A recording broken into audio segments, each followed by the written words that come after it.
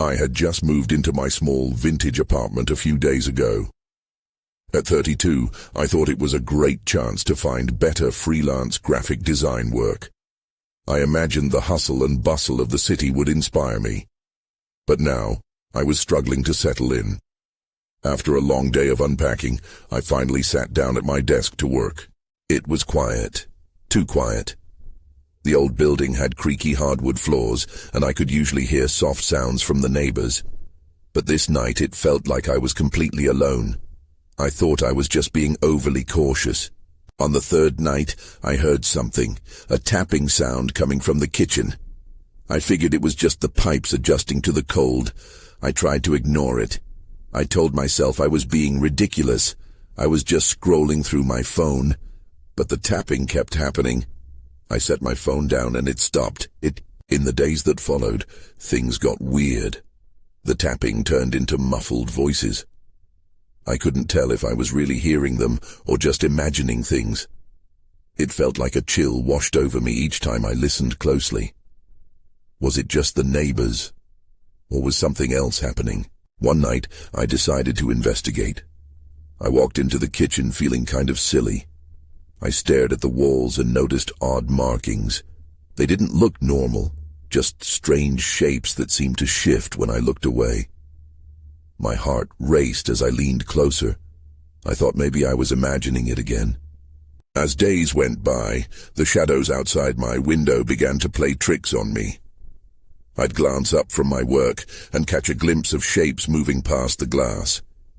It felt like someone was lurking, even though I was sure there was no one out there. Maybe I was just tired.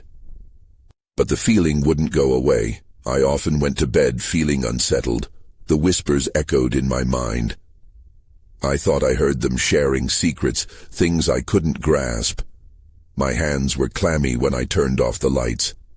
I told myself it was just the apartment settling, but deep down I felt unsure about what was real. I thought about calling my friends, but how could I explain? Hey, I might be losing it in my new place. I couldn't very well tell them about the feeling of being watched. Every little noise made me jump. Then one night, as I was settling down to sleep, it happened.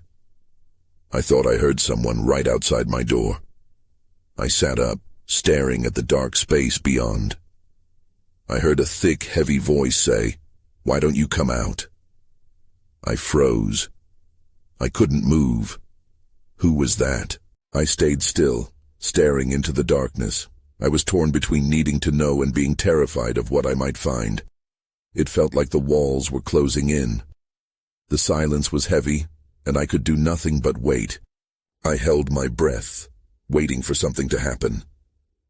Time felt like it stretched, each second weighed down by fear. I thought maybe I had misheard. Maybe it was just the wind, or my mind playing tricks on me. But then, the voice came again, low and insistent. "Why don't you come out?"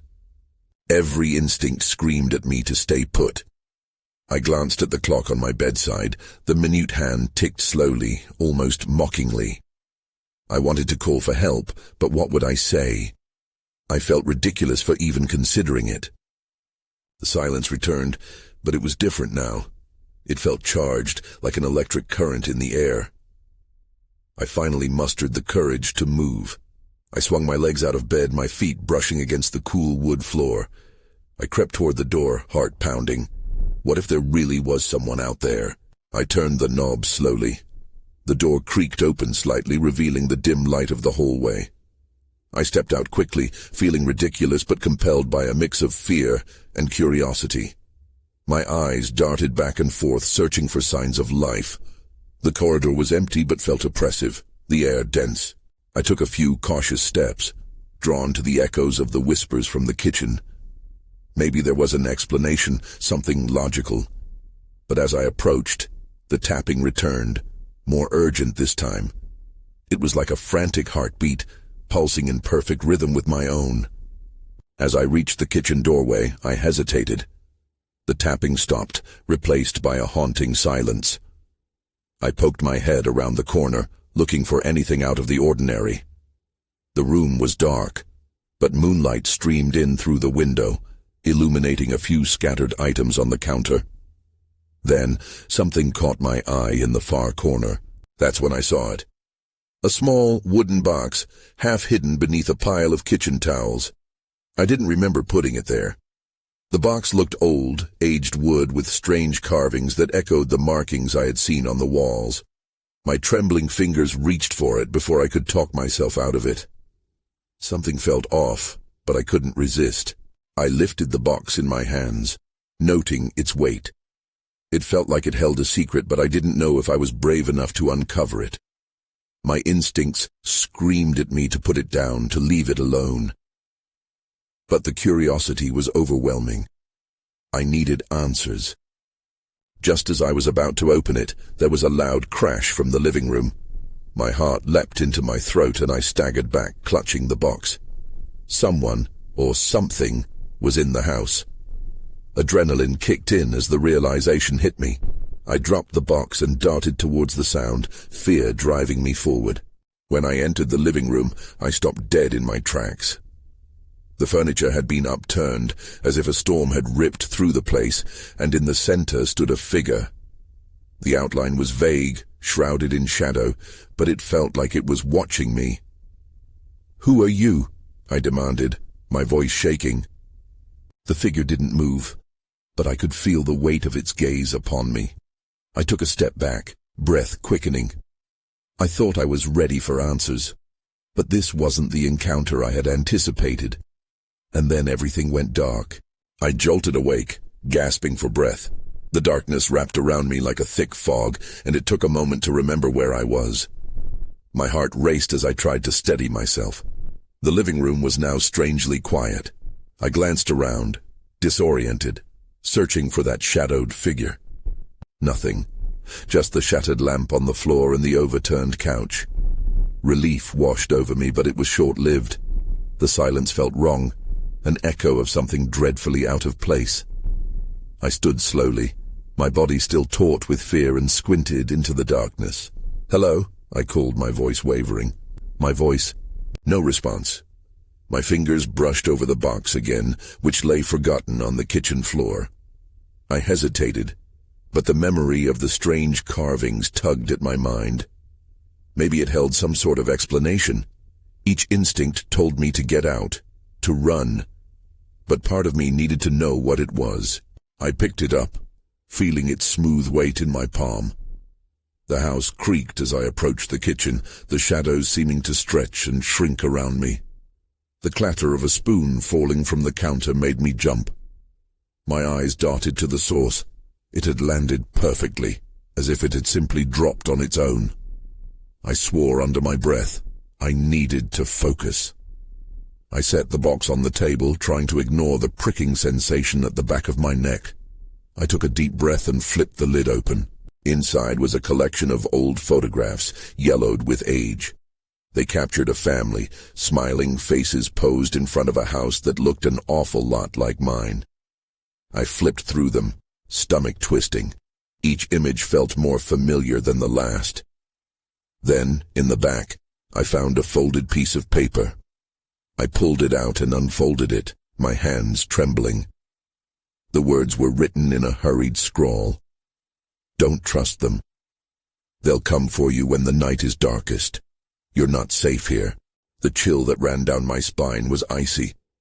I felt the weight of being watched again, more intense now. The air shifted, stirring like a wind that wasn't there. I could hardly think. Who had written this? And who was they? A sound made me freeze. A faint whisper carried through the kitchen, barely audible but unmistakable. "Help me." That voice. It was the same voice that had beckoned me earlier. My heart raced as I turned toward the sound, instincts flaring. I knew I should run, escape the house and never look back, but something compelled me closer. I didn't realize how close I was to the back door until I felt a blast of cold air. The door swung open with a creak, revealing more shadows outside, beckoning me into the night. I stood at the threshold, caught between the possibility of uncovering the truth and the ever-present fear of what might lie beyond. I took a breath and stepped forward, into the unknown, The night air was sharp against my skin as I stepped outside. The moon hung low, casting an eerie glow over the yard. I scanned the darkness, straining to see anything beyond the reach of the light. The house loomed behind me, a shadow of its former self. "Help me!" The voice was closer now, a whisper that tugged at my resolve. I turned, trying to follow the sound, but my breath hitched. My heart pounded in my chest. How was I drawn to it? What could possibly be out there? "Hello?" I called out, my voice barely above a whisper, afraid of what might respond. Silence fell in around me like a shroud. Then I heard it again, a creaking sound. It came from the shed at the back of the yard. I wasn't sure I wanted to investigate, but the urge to know grew overwhelming. My legs moved of their own accord. Each step toward the shed felt like a lifetime. The rusty hinges groaned as I approached the door. I hesitated, barely holding on to the handle. Briefly I thought of turning around, but I couldn't. I had already come this far. Slowly I pushed the door open. The darkness inside swallowed me whole. I fumbled for the light switch, panic rising within me, but there was no light. Just shadows creeping along the walls, becoming shapes that seemed intent on hiding something. Finally, I spotted a faint glint near the back. I stepped inside, my pulse quickening as I moved deeper. The air felt heavy and damp. I reached for the glint, my fingers brushing against something solid. It was a small, ornate box, much like the one I'd found earlier, but much older. The lid was slightly ajar. I opened it and gasped. Inside were more photographs, but these were different. They were black and white, showing grainy images of people with expressions that chilled me to the bone. Their faces were twisted, fear, anger, despair frozen in time. Then my eyes landed on the last photo. It was a blurry image of a girl. She looked frightened and lost. I felt a sinking feeling. The girl bore a striking resemblance to me. My heart dropped like a stone. Suddenly, the shed door slammed shut behind me. The sound echoed ominously in the cramped space. I spun around, panic gripping me. The whispers returned, louder now, overlapping, forming a cacophony. "Help me!" a voice cried. My breath came in short gasps. I backed away toward the only way out, but as I did, the shadows shifted. They seemed to come alive, swelling and retreating like a tide. I knew then I wasn't alone. As I turned to bolt, I stubbed my toe against something hard. I glanced down and froze. There on the floor was an old photo frame, cracked but unmistakable. A picture of my house, the very same one I lived in, except it was surrounded by people. Then I realized the truth. These weren't just photographs. They were warnings. I stumbled backward, hand reaching for the door, heart racing as I felt a presence draw closer. Everything went dark. I blinked as the darkness swallowed me. My fingers fumbled blindly along the wall, searching for the doorframe. Panic surged through me. I could hear the whispers still swirling around, tangled with my thoughts. They pulled at my mind, soft and insistent. "Help me." The voice was right beside me now, breathy and desperate. My heart raced even faster. I was no longer alone in the shed. I shoved my shoulder against the door, praying for it to budge, but it wouldn't give. "Get out!" I shouted, though I wasn't sure who I was yelling at. The darkness or whatever was in there with me. Suddenly the whispers stopped. Silence settled heavily, making my chest tighten. I could feel my surroundings shift. The shadows seemed to recede just a bit, revealing an old workbench lined with tools, dust motes drifting in the slivers of moonlight sneaking through the cracks. I took a steadying breath, trying to refocus. Then, just as I was about to turn back to the door, I noticed something glinting at the edge of the workbench. Hesitant but compelled, I leaned closer. It was a knife, old but well cared for, its blade gleaming dangerously even in the dim light. I picked it up, feeling the weight of it in my hand. It was oddly reassuring. Maybe I could defend myself if it came to that. That was when I saw it. Just behind the workbench, a figure began to emerge from the shadows. My heart dropped again and I froze. I couldn't make out a face, but I could see movement, a slow, deliberate swaying. The whispers returned, but this time they were angry. My instincts kicked in, and I flinched, raising the knife, ready to confront whatever was coming at me. "Stop! Who are you?" I demanded, my voice stronger than I felt. For a moment, there was no answer. The figure stopped moving. I could feel eyes on me, staring through the darkness. Then, a raspy voice slithered through the air. "You shouldn't have come here." The words sent a shiver of dread through my spine. I wanted to bolt, to break free, but my feet felt glued to the ground. My grip tightened on the knife as unshed tears burned my eyes. "Why? What do you want?" I shouted, trying to keep my voice steady. A broken chuckle filled the shed, echoing around me. "You know too much now. They won't let you leave."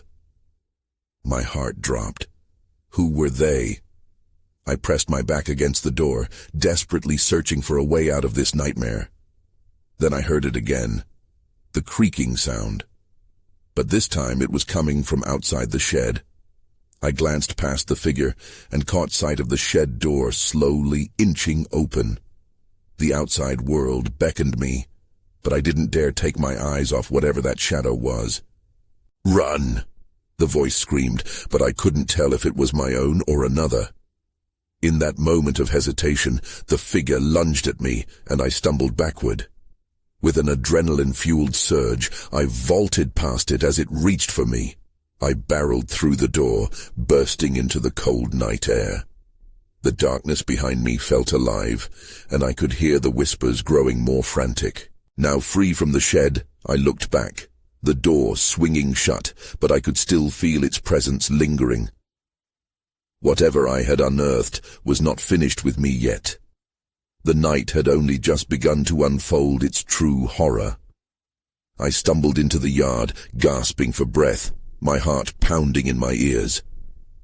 The silhouette in the shed was still fresh in my mind, locking away the horrors I had just faced. I turned to glance back at the shed, my hands trembling around the knife like it was a lifeline. The air outside felt impossibly calm, but I could sense something was wrong. The shadows from the trees stretched longer under the moonlight, twisting like fingers clawing at the edges of my vision. I took a cautious step forward, scanning the area for other signs of life. I needed to know if anyone else had seen what I had. If I wasn't alone, maybe I could figure this out. Then I heard it. A soft, shuffling sound came from the darkness beyond the shed. The hair on my neck pricked up, and I knew I wasn't safe yet. I edged closer to the sound, knife ready in my hand. My feet felt heavy, dragging against the damp grass as I crept forward. "Hello?" I called out, forcing my voice not to quiver. There was no response, only the echo of my voice bouncing back, mocking me. I squinted into the darkness, heart racing, and that's when I spotted something. A figure, part hidden among the trees, watching. I couldn't see a face. It was too shrouded in dark. My body froze, split between terror and curiosity. "Who's there? What do you want?" The question felt empty, but it slipped out anyway. "Help us." The voice floated through the air, as soft as a breeze but laced with a desperation that chilled me to the bone. It felt familiar, like the voices from the shed echoing in my mind. "I can't," I began, but the figure stepped forward, breaking through the line of trees. It was a woman, her clothes tattered, her skin pale but glimmering slightly in the moonlight. "Please," she gasped, reaching her hand out to me. "You need to get away from here." Dread curled in the pit of my stomach, a heavy weight pulling me down. "From what?" I asked, stepping back instinctively. She hesitated, fear flashing in her eyes. "The shadows. They're coming for you next. You disturbed them by entering their realm." I tightened my grip on the knife, looking between her and the shed instinctively.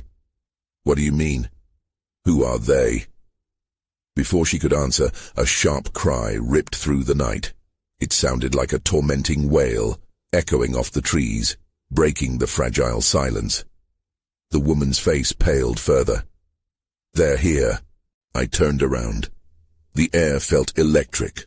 The whispers from moments before now transformed into anguished howls. I wanted to run, but I glanced back at the woman. What do I do? Where can I go? She opened her mouth as if to shout something, but then her eyes widened in terror. "Run!"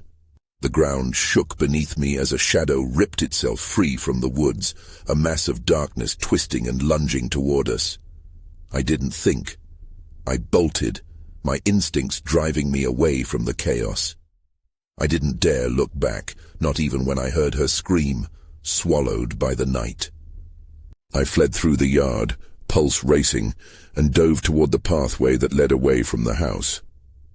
But just when I thought I was free, I stumbled over something. I looked down, breath hitching in my throat. It was a stone, but not just any stone. It was engraved with strange symbols that hummed with a low energy. "What the hell?" I muttered, but there was no time. The darkness was closing in, and I could feel its breath on my neck. I had to get answers. But more importantly, I had to survive the night. I stumbled to my feet, clutching the stone tightly, its icy surface sending a jolt through my fingers. The air around me was thick with dread, and I could hear the whispers again, echoing in my mind like a taunting lullaby.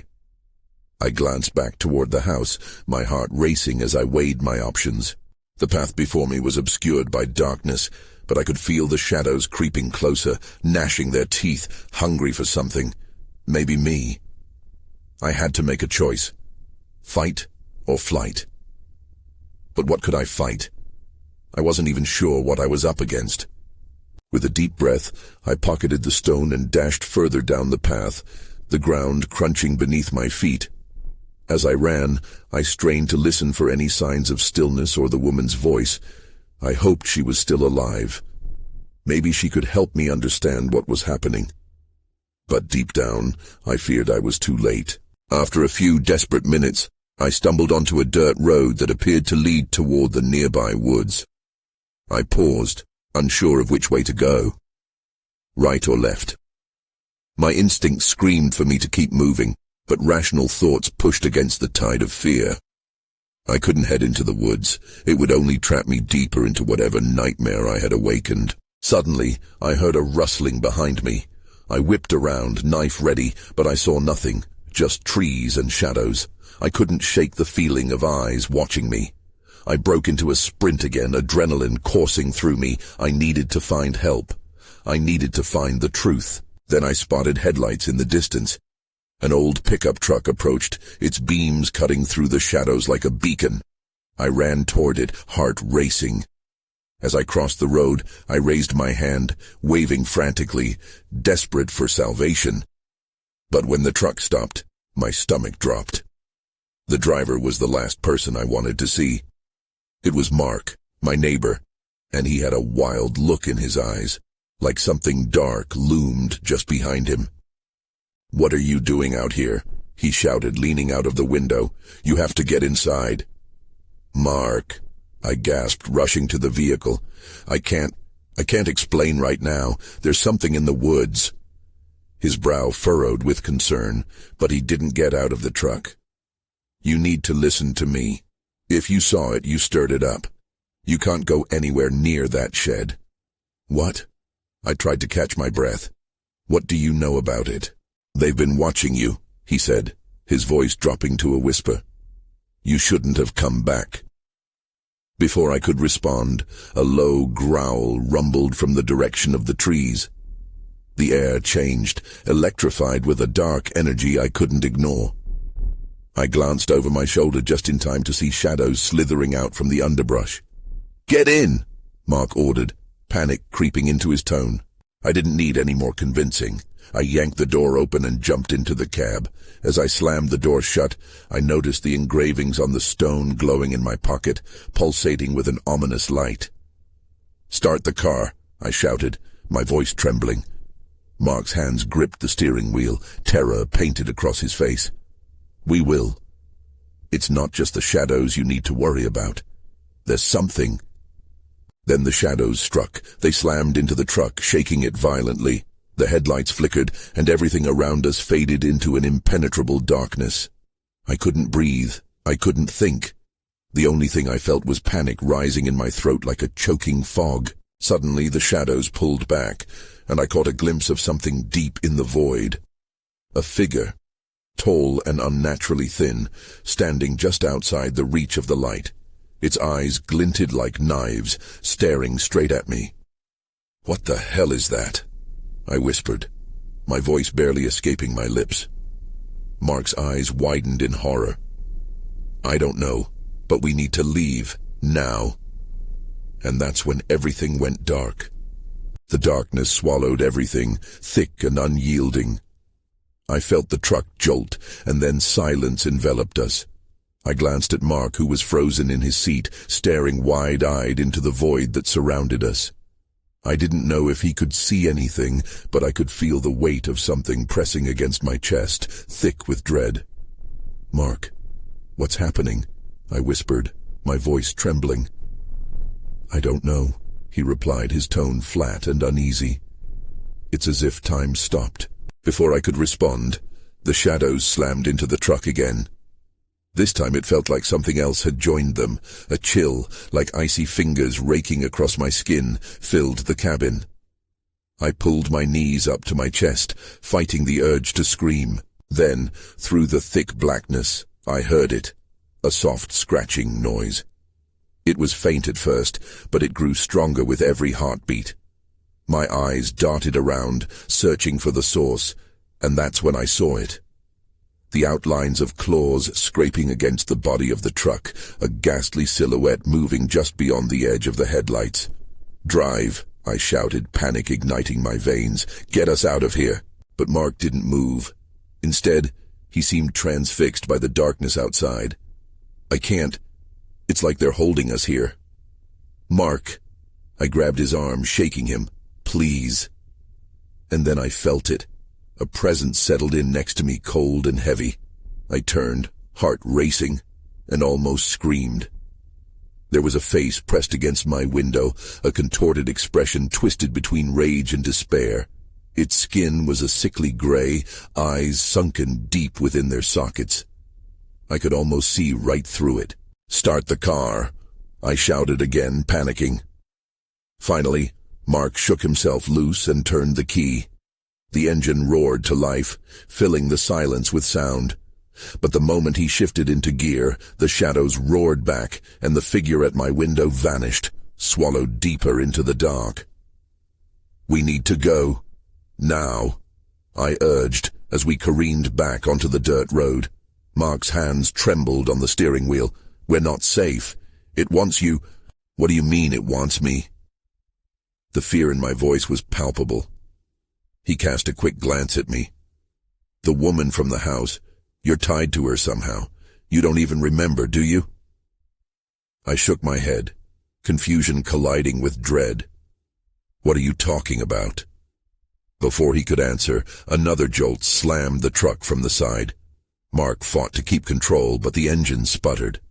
The shadows pressed in again, and I could hear whispers, low and ominous, swarming around us. I gripped the stone in my pocket, the glow intensifying. "There's something about this stone, isn't there?" Mark nodded gravely. "Whatever you found, it's a key, something that can either bind you to them or free you. But you need to make a choice." As the shadows lunged again, I felt a surge of courage. I clutched the stone tighter, mouth dry. What choice? And then, all at once, the shadows recoiled. The darkness peeled away, revealing the road ahead was eerily illuminated, as if the moonlight had crept back. But at the end of the road, silhouettes flickered like dancing flames, beckoning us forward. "That," Mark said, voice trembling. "That's where they want us to go." Fear raced through me, but so did a strange pull of curiosity. Someone was waiting for us. What did they want? "Do we go for it?" I asked, voice shaking. Mark's eyes met mine, filled with uncertainty. "We have to. I think we're running out of time." And just as we prepared to move, the shadows clawed back at the edges of the light, and the whispers intensified, echoing my own fear. The road ahead twisted like a serpent, shadows still clawing at the edges of the light. I could feel the weight of the stone in my pocket, pulsing against my thigh like a heartbeat. Mark's hands tightened on the wheel, but his eyes remained locked on the flickering silhouettes ahead. "Mark, please, what happens if we get there?" I asked, my voice barely above a whisper. "I don't know," he admitted, fear creasing his brow. "But we might find out what's going on. Maybe it's the only way to stop this. What if it makes things worse?" I felt a knot in my stomach, heavy and tight. "There's no other choice," he replied fiercely. "If we don't confront whatever this is, it'll follow us. We can either run with it or face it head-on." I nodded, though uncertainty gnawed at me. I could see the shapes ahead becoming clearer, flickering into what looked like figures. They danced in the moonlight, vibrant against the backdrop of darkness. Was I imagining it? The glow from the stone seemed to attract them, making the whispers turn to soft, distant chimes. Mark slammed his foot down on the accelerator, and the truck surged forward. As we neared the figures, I could make out more details. They looked like people, but their skin was pale and stretched tight over their bones. Their mouths were moving, murmuring something lost in the wind. I gasped. "What are they saying?" "I don't know," Mark said, straining to see. "Can you understand them?" The murmurings grew louder, drowning out everything else. I leaned closer to the window, instinctively shielding myself from their gaze. In that moment, one figure stepped forward into the light, her hair flowing like smoke around her shoulders. My heart stopped. It was her, the woman from the house. "What do you want?" I yelled, my voice cutting through the noise. Her lips curved into a smile that chilled me to the bone, tears glistening in her vacant eyes. "You've finally come home," she whispered, her voice honeyed and hollow. A surge of recognition washed over me, accompanied by a wave of dread. Memories I couldn't grasp flickered at the edge of my mind like shadows in the night. I had seen her before in my dreams, in echoes of the past that didn't belong to me. "What does that mean?" I tried to protest, but the words caught in my throat. Mark's shoulders tensed. "We need to turn back," he shouted, panic flashing across his face. But before I could respond, a sharp pain shot through my pocket as if the stone were burning me. I yelped and clutched it, watching as the figures around us began to move in unison, their chant swelling in a frenzied crescendo. They reached out, their fingers stretching toward us like grasping vines. "Mark!" I screamed, the truck lurching as he twisted the wheel, but it was too late. Pressed against the glass, I could almost feel their cold breath, their eyes boring into my very soul. Then everything changed. The world snapped back to an oppressive dark, the noise cut off like a switch was flipped. The truck was suspended in nothingness, the woman's face still looming behind my closed eyelids. And then I remembered. A flash of a childhood face, a whisper, a promise. I gasped, realizing that whatever ties bound me to this nightmare were deeper than I had ever imagined. "Mark, I know who she is," I breathed. "But what does it mean?" he asked, eyes wide with fear and desperation. "We have to find out," I said, a tremor of resolve coursing through me. The darkness shifted again, the outlines of the figures reappearing, but there was no turning back now. I snapped back to the present, realizing time was slipping through my fingers like sand. The shadows crept closer, and with them came the whispering voices, twisting my thoughts. Mark's eyes flitted nervously as he clutched the wheel tightly. Despite the dread growing in my chest, something deep within urged me to confront whatever truth laid ahead. "Forward," I whispered. And before I could second-guess myself, I hurled the truck forward, determined to break through the intangible barrier that separated us from the truth. The headlights illuminated the figures with an otherworldly glow, their features sharp and desperate in the flickering light. As I drove into the throng, the stone in my pocket began pulsing more forcefully. It almost felt alive, vibrating with an energy that resonated in my bones. The moment we reached the gathering, the figures shifted slightly, as if creating a passage just for us. "Stay close," I instructed Mark, feeling the fear radiating off him. The urgency in my body felt primal, igniting something I didn't quite understand. The woman stepped forward, her ethereal form illuminated by the truck's lights. "You've returned, child," she spoke softly, as if my very presence brought her solace. The other figures lingered behind her like a distorted choir, unsteady but insistent. Their murmurs filled my mind, weaving tales I couldn't decipher. "What is this place?" I asked, my voice a mere whisper, thick with confusion. Why do you want me here?"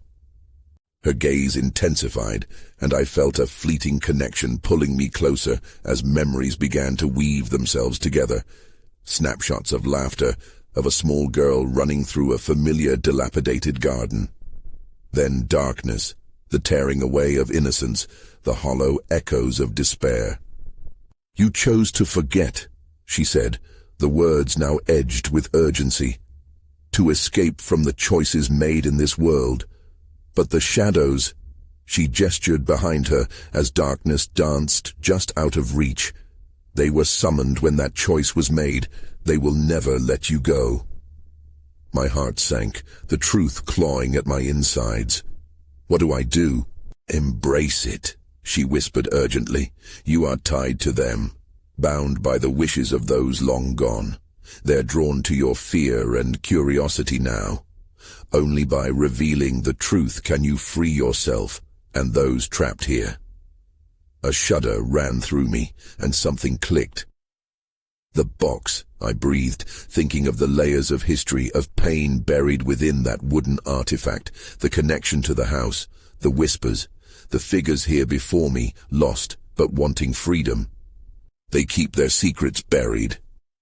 Her voice resonated, heavy with anticipation. "Reclaim your memories, and we will find peace. They will dissipate." The suddenness of the revelation struck like lightning. "But how?" I asked, catching my breath. "Within the stone," she urged. "You must confront your fears, face the shadows that cling to you with the blade of truth." Mark shifted beside me. "What does she mean?" "We can't let ourselves get dragged deeper." But I felt the inevitability growing, mingling with the stone's warmth in my palm. "We need to stay. I think I can do this." The wind whipped around us, and the shadows hissed in the distance. As if hearing my determination, they surged toward us, their howls growing louder. "Now!" I yelled, gripping the stone tightly as I climbed out of the truck, the chilling air washing over me as I faced the figures. In that moment, the shadows lunged forward, engulfing me in darkness. I raised the stone before me, feeling its pulsing energy connect with the memories swirling around. The voices sharpened, both a cacophony of warnings and aids. I shouted, "I am not afraid of you," as the shadows rushed toward me. And then, silence. I felt the darkness receding, the presence of the figures now clearer. They were not shadows but souls, caught between realms. "Remember," the woman urged, and suddenly I was flooded with visions, flashes of a child running through a garden, laughter with friends, whispers of promises made, burials of lost loves, laughter extinguished too soon, painful choices binding myself to a past I had tried to escape. The power surged through me as I held the stone, now sparking with an inner light. "You are free," I cried, "and so am I." Light erupted around me, pouring from the stone and wrapping around the figures. Then they began to dissolve, fading into the incandescent glow. I felt the shadows itch desperately at my heels as they were drawn to the light, howling against their inevitable fate. Then I was falling into a void, a mix of blinding light and dark, swirling memories. I held tightly to the stone, breathing deeply as I felt the walls of the past releasing me. And just like that, I awakened in a heap on the desk in my apartment, sunlight filtering in through the window, shadows retreating as it penetrated the corners. The overwhelming weight lifted from my chest. The air felt lighter, full of possibilities. I gasped, heart racing with uncertainty. Had I truly escaped, or had it all been an elaborate dream? The stone lay on the counter, still glowing softly. As I gingerly picked it up, I felt its warmth, but questions clouded my thoughts. Who else had crossed this threshold? What was their fate? Outside, life buzzed on. I stepped to the window, staring down at the street below, void of ominous shadows. Yet whispers lingered on the air, haunting me, a reminder of the fragility of memories, of forgotten darkness that could resurface when I least expected it. I knew I would never walk away unscathed from this place. It changed how I saw the world. And with that unsettling thrill still tingling on my skin, I made a promise to continue searching for the remainder of truth buried deep within. It was a journey I wasn't sure I could resist, and as the sun set over the horizon, the questions lingered, a bittersweet reminder of the shadows left behind.